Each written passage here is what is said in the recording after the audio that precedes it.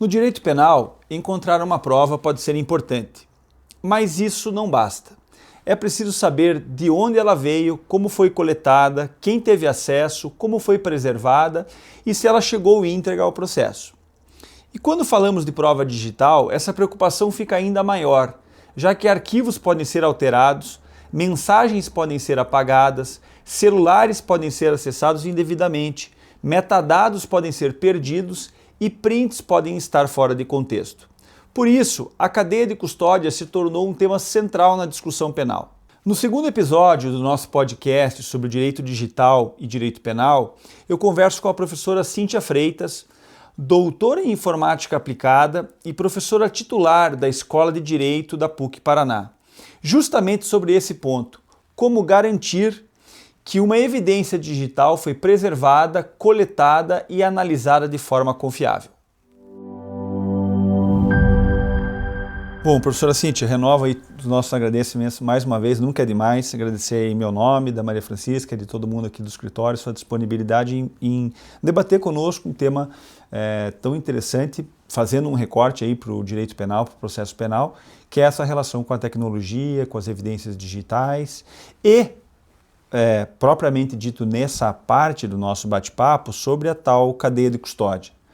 Na área penal, esse tema, como falávamos há pouco, sempre foi importante, né? Essa aferição da regularidade da produção da prova, mas dos anos para cá, até por uma alteração legislativa, o tema está, para usar um tema hypado, o tema está hypado hoje, né? Então, queria lhe ouvir inicialmente, quando a gente explica para uma pessoa leiga no assunto, quando a gente fala em cadeia de custódia, a gente está falando sobre o quê?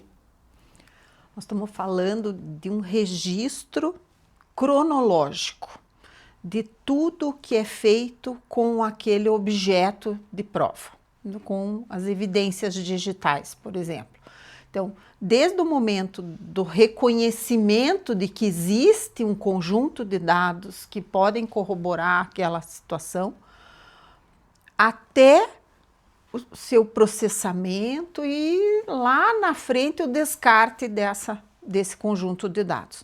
Então, existe um procedimento para que isso seja registrado. Para quê?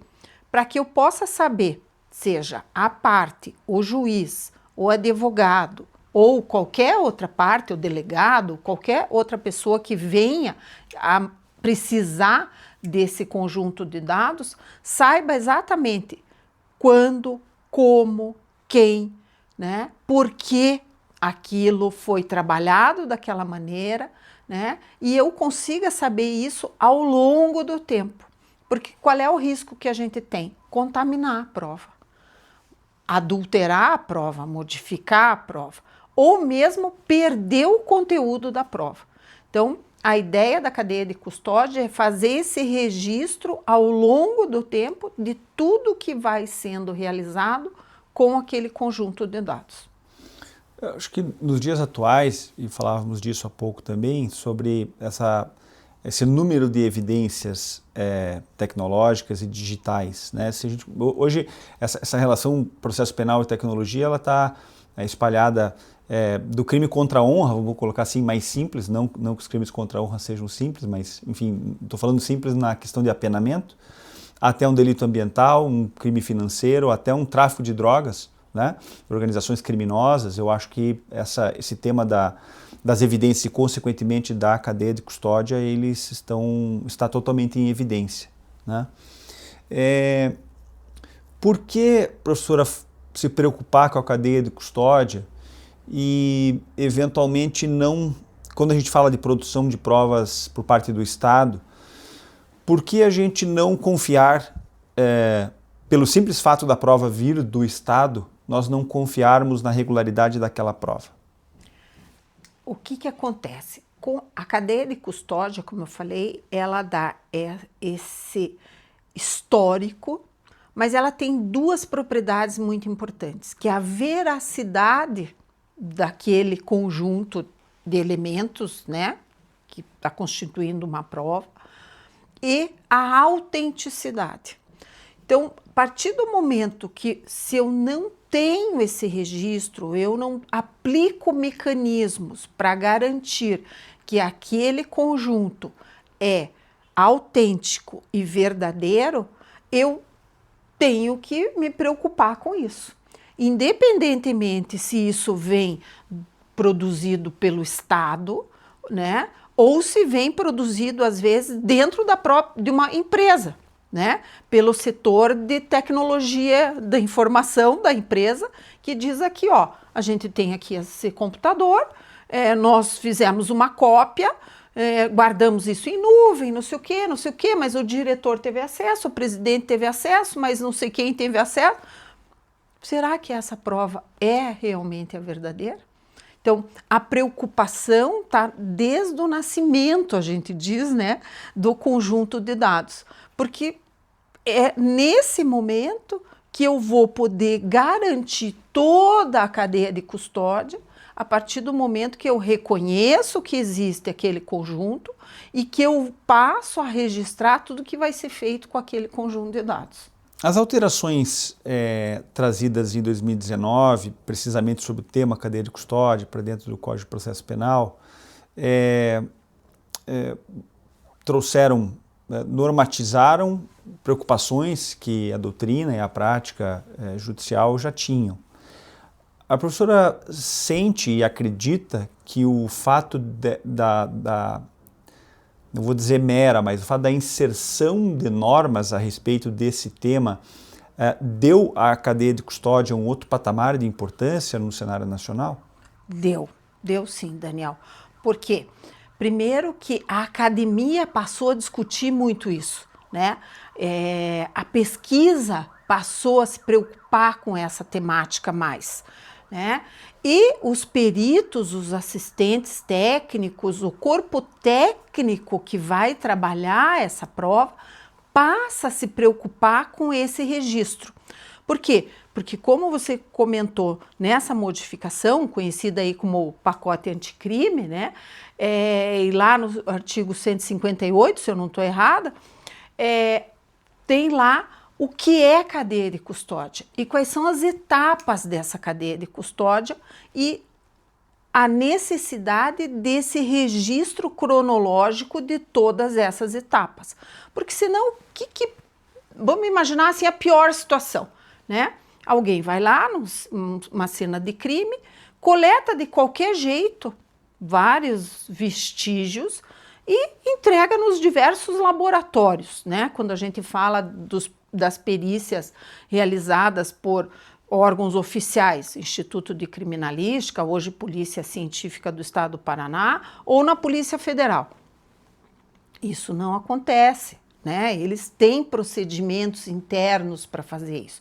Mas imagine que acontecesse, ou que um perito na área civil fosse naquela empresa, pegasse o computador ou o celular, coletasse de qualquer maneira aquilo e laudasse isso. Então, a primeira pergunta é: como que isso se constituiu nesse conjunto de elementos, né? Quando a gente tem a cadeia de custódia, a mudança vem para estabelecer essas etapas. Então, o reconhecimento, né? A coleta, né? O transporte. Então, eu tenho que me preocupar se é uma prova digital ou se é um vestígio de uma impressão digital. São transportes em meios distintos, né? Então, o perito tem que estar treinado para isso. E tudo isso vai sendo registrado. Quando começou a análise daquele conjunto de dados? Que procedimentos foram aplicados, né? Quando que isso terminou? Quando que o laudo foi elaborado? Até o momento, como a gente pode entender, que é o descarte, ou seja, isso não vai ser mais usado, não é mais importante, a situação já foi resolvida, o processo já tem uma decisão final e isso não precisa mais ser armazenado. Então, a cadeia de custódia ela passa a ter essa importância porque ela mexe não só com quem trabalha no dia a dia, mas com quem realiza pesquisa sobre isso. Por quê? Porque nós, pesquisadores, também temos que nos preocupar com as metodologias. com as tecnologias que vão ser aplicadas, para o bom preservar dessa prova, para a boa manutenção, para que a autenticidade e a veracidade possam ser garantidas durante todo o uso daquela prova. Em termos de processo penal, não é raro falarmos que as inovações, quando ocorrem, são tardias por excelência, né? Me parece que essa é até curioso, que a gente tenha uma inovação tão importante quanto essa, de forma tão tardia quanto aconteceu. É como se fosse algo que a lei já regulasse, né? O bom senso regulasse aquilo. É óbvio que eu tenho que ter uma cadeia de custódia, mas enxergo pelo lado da segurança jurídica, dos procedimentos, essa importância também de você ter um dispositivo regulando isso, falando isso que a professora comentou, como coleto, como garanto a fidedignidade dessa prova, para dar a maior certeza possível para a população de uma decisão judicial. Isso. Né? Então, o artigo, né, do Código, ele diz quais são as etapas da cadeia de custódia, mas ele não diz para o perito como fazer isso. Onde é que isso está? Isso está na metodologia, na ciência para cada tipo de vestígio, para cada tipo, né, para cada meio em que se coleta, uma balística. Balística tem lá os seus procedimentos para fazer a coleta do projétil, da arma, tudo isso. Quando a gente fala em prova digital também, eu tenho lá um conjunto de procedimentos técnicos para produzir a imagem daquele conteúdo, para depois fazer uma outra cópia daquele conteúdo, porque eu não vou trabalhar no original. Né? Porque eu posso causar algum dano, mesmo o perito. Ele pode aplicar uma metodologia que não dá certo naquela análise e ele pode danificar aquele conjunto de dados. Então, o original tem que estar preservado para depois fazer a análise no que a gente chama que é uma segunda cópia, que é a cópia de análise. Cópia de trabalho, vamos dizer assim. A cópia de trabalho, isso. E... ou seja, nenhuma técnica de perícia forense, de coleta, recomenda manipular o original. Nunca original. Quando que a gente, assim, que os peritos, né, não é a minha vivência, mas que eu conheço dos colegas peritos, né, por exemplo, quando você tem uma amostra de sangue, né, ou de um fluido corporal, é óbvio que você vai ter que tirar uma amostra daquele original, não tem jeito, né? Não tem como se reproduzir esse conteúdo para trabalhar nessa amostra inteira de trabalho. Então você muitas vezes preserva o original e pega uma parte para análise. Pega uma parte para análise. Às vezes você tem uma vestimenta, você precisa cortar um pedacinho daquele tecido para poder fazer a análise. Então, o que a gente chama de provas que são destrutivas e provas que não são destrutivas. Então, aquela roupa nunca mais vai ser igual, porque um pedacinho foi tirado. Mas esse é o procedimento. Já vamos falar aí de um HD de um computador, e-mails numa nuvem, no conteúdo de um pendrive, enfim, aí a coisa muda um pouquinho, né? Porque se eu mexo no original, eu posso estar contaminando a prova inteira. Então você vai fazer o imageamento, que é essa cópia bit a bit, né? Não é um Ctrl+C, Ctrl+V, né? Que a gente costuma fazer quando quer copiar um conteúdo, mas é uma cópia bit a bit, então é uma cópia que demora para ser feita, que vai levar não só o dado, mas todo o contexto daquele conjunto de dados.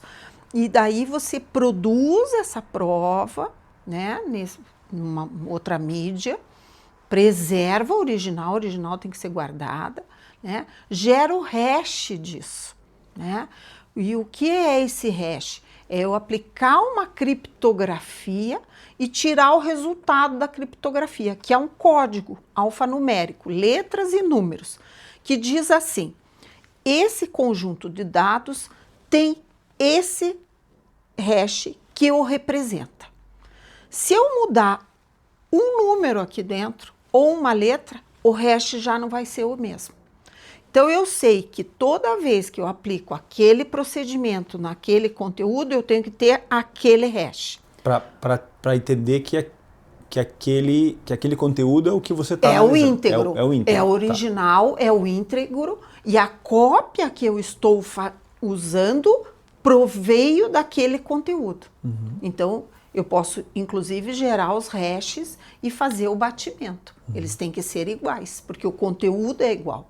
Se eu pego um conjunto de elementos, uma prova, em que eu gero o hash pelo mesmo procedimento, tudo certinho, e esse número não é o mesmo do que o original, e o importante é que o original esteja registrado na cadeia de custódia. Com o hash? Com o hash, está aqui a prova, né? E o hash dessa prova pelo procedimento XYZ é esse aqui, tá lá, o conjuntinho de letras e números, e aquilo eu posso bater e dizer, opa, isso que está sendo analisado aqui foi modificado.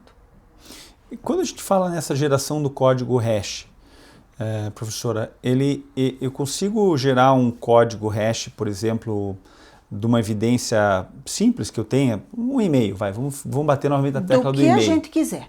E eu tenho programas hoje privados para fazer fácil, assim, acessíveis a todo mundo? Assim? Exemplo, né? Quando a pessoa, né, um senhor peticiona lá todas as vezes, num Projude, por exemplo, e sobe aquela petição, aquilo está assinado e quando imprime aquele conteúdo, tem um código de barra que tem uma sopinha de letras ali do lado, né? Sim. Essa sopinha de letras e números, esse código alfanumérico, é o hash daquele conteúdo. Que o sistema judicial já providencia. Gerou isso para mim ou automaticamente. Para terceiro. Por quê? Porque imagine que houvesse uma coisa muito absurda, assim, uma invasão e que alguém conseguisse modificar aquele conteúdo da sua petição. O senhor pode dizer, não, mas o hash não é o mesmo. Porque eu vou gerar novamente e vai dar diferente. Por quê? Porque o conteúdo não é mais igual. Isso para toda a evidência digital, vamos dizer assim, sim, eu tenho um programa que consigo gerar esse código hash para garantir. Uma coisa, pode ser um bom dia, né? Eu posso pegar aquele arquivo com aquele bom dia, criptografo e gero o hash. A professora mencionou há pouco um tema que me parece bastante delicado para as partes e para a sociedade em geral, que é a demora dos processos judiciais. E aí, queria lhe ouvir um pouquinho sobre essa questão. A gente tem mais tecnologia, que supostamente daria mais velocidade, e trouxe mais velocidade para o processo em si, né? Os processos digitais e tudo mais. Mas, ao mesmo tempo, com mais provas digitais e tecnológicas sendo produzidas e necessariamente sendo produzidas, eu tenho aquela separação entre o tempo da vida e o tempo do processo, né, que muitas vezes menciona, poxa, vai levar 6 meses uma perícia, vai levar 3 meses uma perícia, vai levar 1 ano, às vezes uma produção de prova mais técnica. E eu acho que e a cadeia de custódia é um exemplo, né, ela consegue elastecer o tempo, e aí as pessoas acabam não compreendendo a demora do processo, querendo comparar com o tempo da vida normal, né, do cotidiano. É que, na verdade, quando a gente compara o tempo da vida com o tempo do processo, muitas vezes as pessoas não conseguem ver o tempo da necessidade da aplicação da técnica e da ciência. Então, a técnica e a ciência exigem tempo. Então, quando um perito, né, o juiz determina, tem 30 dias para fazer o laudo, e o perito diz, não consigo fazer em 30 dias, eu preciso de mais prazo, né? Eu já tive uma situação em que eu precisei analisar 33 assinaturas diferentes de pessoas, de 33 pessoas diferentes sendo falsificadas. É óbvio que a gente não consegue fazer isso em 30 dias. Então, não dá. Eu pedi 6 meses e o juiz deu, né? Porque eu precisava realmente fazer uma análise de 33 pessoas escrevendo, assinando, né? E poder laudar tudo isso também. Então, 6 meses até foi rápido, professora. Foi rápido. Porque se me desse 1 semana, a gente estaria falando em 33 semanas. As assinaturas eram muito grosseiras, as falsificações eram grosseiras. Então, foi um trabalho mais simples, né? Mas que na verdade, em 30 dias não se consegue fazer. Então, esse tempo, né, que muitas vezes a pessoa diz assim, puxa, mas eu vou lá, copio esse arquivo rapidinho e tem software aí que analisa, por que ela precisa tanto tempo? Porque precisa pensar para fazer. Eu não posso aplicar qualquer técnica. Eu preciso estar de acordo, se eu estou como assistente técnico, com a estratégia da parte para a qual eu também estou trabalhando. E se é perito do juiz, tem que ser na questão da imparcialidade. Então, ele precisa pensar quais são as melhores técnicas para aplicar para que ele possa tanto, né, avaliar o ponto de vista de A, de B, de C, de quantas partes forem envolvidas, né? Sim. Professora, a professora também retomando uma fala sua minutos atrás, a ideia da cadeia de custódia é não macular a prova. A ideia da cadeia de custódia é conferir confiabilidade, chance de reprodução e etc. Consegue traçar, enfim, 1 ou 2 exemplos para nós de contaminações que as partes eventualmente cometem nas suas provas, ou seja, como se fosse uma dica para as pessoas, de questões mais triviais mesmo, mas que, enfim, vão ser importantes para frente, do que não se fazer com uma evidência digital? O que não se fazer, excelente. Não mexa. Olhe, não ponha a mão, né? Não comece a copiar os arquivos, a abrir os arquivos sem saber o que tem lá dentro especificamente, né? Não, mas a gente precisa olhar, porque nós temos que ter noção do que essa pessoa estava fazendo, que conteúdo ela estava armazenando. Calma, né? Vamos primeiro registrar tudo isso. Vamos fazer essa produção da prova. Depois a gente pode fazer uma análise e constatar se aquela suspeita daquela empresa, daquele conjunto de pessoas vai ser verificada, ou muitas vezes uma situação em que a gente faz o trabalho inverso, em que a gente verifica a não existência, o que também às vezes pode ser importante para uma determinada aplicação de técnicas aí de análise de conjunto de dados digitais, por exemplo. Então, não mexer, né? Não manipular essa prova no sentido de encaminhar para várias pessoas. Então olha, o pessoal... Vou fazer mais cópias. Né? Vou fazer mais cópias. Ou o pessoal da área de tecnologia de informação, às vezes, na ânsia de tentar resolver o problema, copia para o presidente, para o diretor, e daí tem agora... O que você tinha que era um problema, você tem 5, 10 pessoas que estão com aquele problema na mão. E que pode, de repente, receber via WhatsApp. E, de repente, perder o celular ou ser roubado e aquele conjunto de elementos parar em mãos indevidas. Então, a gente... Né? Muitas vezes as pessoas dizem assim, Cíntia, você enxerga coisa que não existe. Não é que eu enxergue coisa que não exista, é que eu enxergo os problemas que podem vir pelas coisas que estão ali, que a gente nem às vezes sabe exatamente o que é. Sim, sim.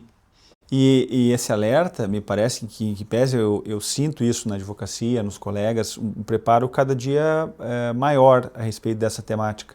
Mas esse alerta que a professora passa para a parte ou para as pessoas em geral serve também para o advogado. Sim, né? O advogado muitas vezes quer ali participar e etc. E pode acabar eventualmente até ele próprio em desfavor do seu cliente contaminando a prova. Porque... por exemplo, um e-mail que está na caixa de entrada. Se a pessoa movimenta esse e-mail para um outro arquivo e retira da caixa de entrada, eu não tenho mais a comprovação de que aquele e-mail estava na caixa de entrada. Então, o ideal era que ele estivesse lá íntegro, né? Como foi comentado, uma calúnia, né? Em que alguém acusa ou manda um e-mail ofensivo sobre alguém ou com imagens, né, ofensivas e assim por diante. O ideal é que ele fique lá, né, que ele não seja retirado da caixa de entrada e nem circule pela empresa ou pelas pessoas da empresa, porque daí a gente perde o controle. Sim. E você não tem mais como dizer, olha, ele estava, eu recebi, mas daí alguém apagou e eu não tenho mais, ou copiou para um outro diretório, ou um outro conjunto de arquivos, ou colocou na nuvem, pronto, perdi a origem dele na caixa de entrada. Porque daí pode ser o quê? Um arquivo qualquer. Sim. Que não, e daí eu não extraio mais os metadados.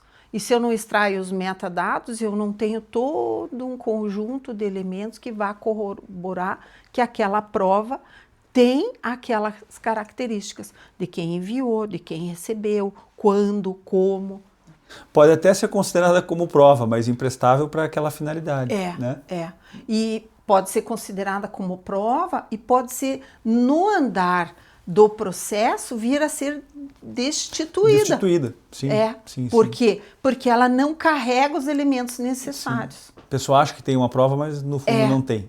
E às vezes acontece do perito judicial, né, que foi nomeado pelo juiz, tem os quesitos lá propostos pela parte.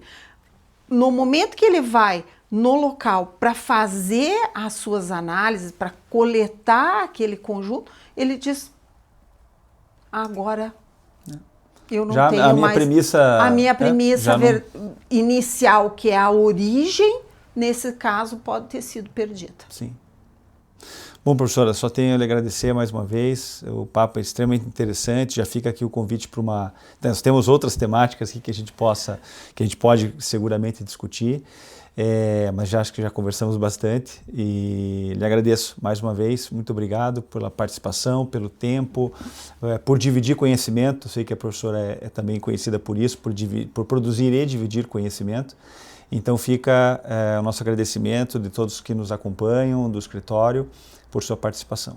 Muito obrigada, Daniel. Eu agradeço sempre a confiança e, como eu sempre digo, né, quando dá tudo certo é muito bom, mas às vezes tem problemas que às vezes a gente não consegue né, resolver ou trabalhar, mas a amizade sempre é a mesma. Isso é muito bom. Ótimo, muito obrigado. Obrigada.